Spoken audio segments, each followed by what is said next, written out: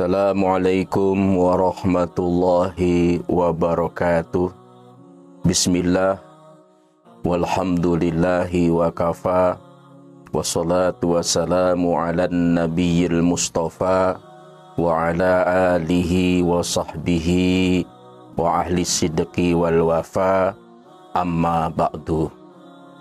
Para pemirsa dimanapun berada, selalu berbahagia, insya Allah masuk surga bersama keluarga dan diridhoi oleh Allah Subhanahu wa ta'ala. Kajian kita tetap di suratul Fatihah, bahwa suratul Fatihah itu komitmen kita, janji kita, ikrar kita, sumpah kita, dan kita telah membahasnya sampai iyyaka na'budu wa iyyaka nasta'in. Sekarang kita membahas ihdinas siratal mustaqim, yang dimaknai tunjukilah kami kepada jalan yang lurus. Makna motivatifnya ketika kita membaca ayat ini, itu harus tertinggal di memori pikiran dan perasaan kita bahwa inilah jalan hidup kita. Kita tidak menempuh jalan lainnya, yang kita ingin tempuh adalah jalan yang lurus ini. Sehingga ini dimaknai sebagai jalan hidupku. Allah menghamparkan dua jalan dalam hidup ini. Fa'alhamaha fujuraha wa taqwaha. Maka Allah mengilhamkan kepada jiwa itu dua jalan. Jalan kefasikan dan jalan takwa. Dan kita ingin menempuh jalan takwa, karena jalan takwa itulah jalan hidup kita. Jalan yang lurus. Meskipun kadang terseok-seok, tergelincir, segera kembali ke jalan lurus. Dan kita berharap di akhir hayat kita tetap istiqomah di jalan ini. Dalam tafsir Al-Munir, Dr. Al-Wahbah Az-Zuhaili, hidayah dalam pandangan beliau ada 5 tingkatan. Yang pertama adalah hidayah insting. Ini diberikan kepada semua makhluk, termasuk binatang dan tumbuh-tumbuhan. Lebah hinggap di bunga, bayi menangis ketika lapar, ketika haus, ketika sakit. Instingnya siapa yang menyiapkan itu perangkatnya? Itu adalah hidayah yang disiapkan oleh Allah, yang diberikan kepada seluruh makhluknya. Tingkatan hidayah yang kedua adalah hidayah panca indera. Kemampuan merespon dengan indera, dengan penglihatan, dengan pendengaran, dengan penciuman. Ini juga diberikan kepada semua makhluk. Lalu yang ketiga adalah hidayah akal. Hidayah akal ini tidak semua makhluk memiliki ini. Dan yang dianugerahi oleh Allah dengan hidayah akal adalah kita manusia.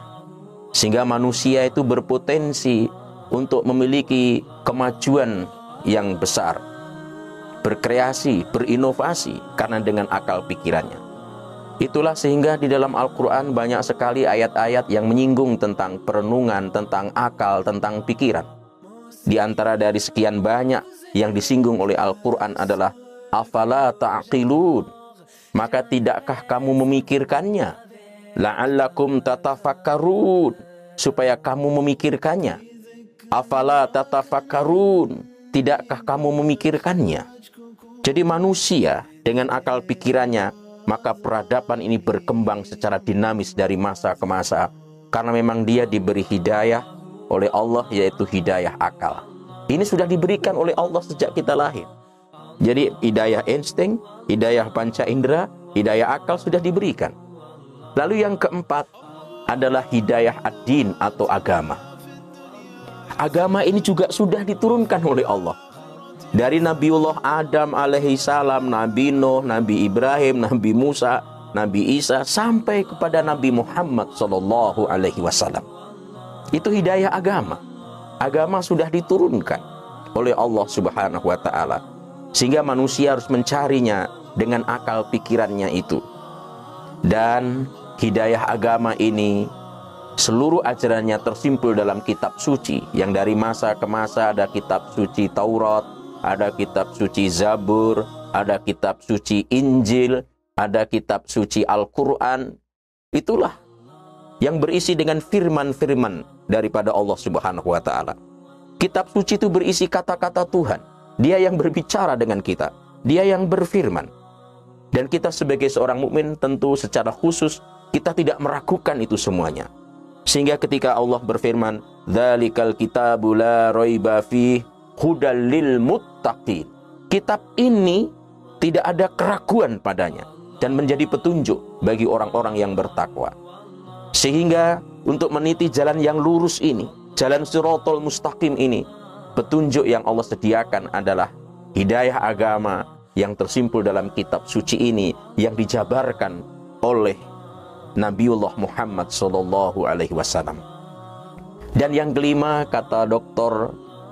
Al-Wahbah Az-Zuhaili, yaitu hidayah taufik. Apa itu hidayah taufik? Yaitu hidayah yang selalu kita minta di sini.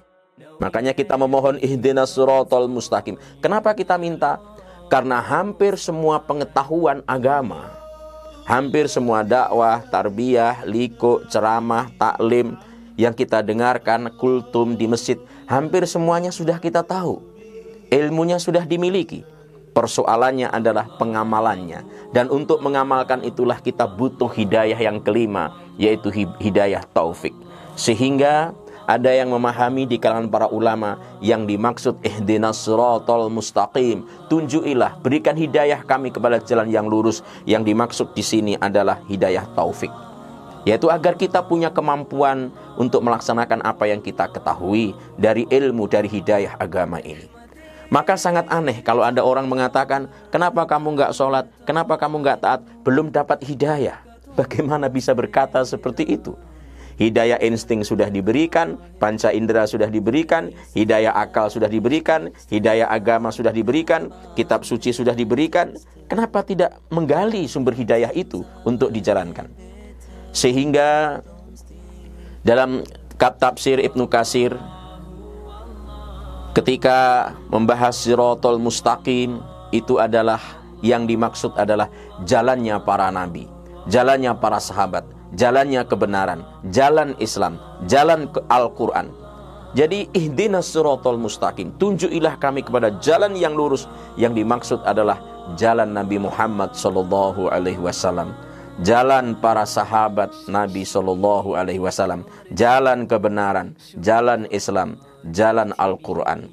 Dan kita harus selalu ingat ketika membaca ayat ini, itulah komitmen kita kepada Allah. Ya Allah, jalan hidupku adalah Shiratal Mustaqim, jalan yang lurus ini. Dan itu bagian daripada bacaan suratul Fatihah yang sangat motivatif, yang setiap hari minimal 17 kali kita baca. Semoga memberikan inspirasi. Mohon maaf segala kekurangan keterbatasan. Wallahu waliyul muttaqin. Assalamualaikum warahmatullahi wabarakatuh.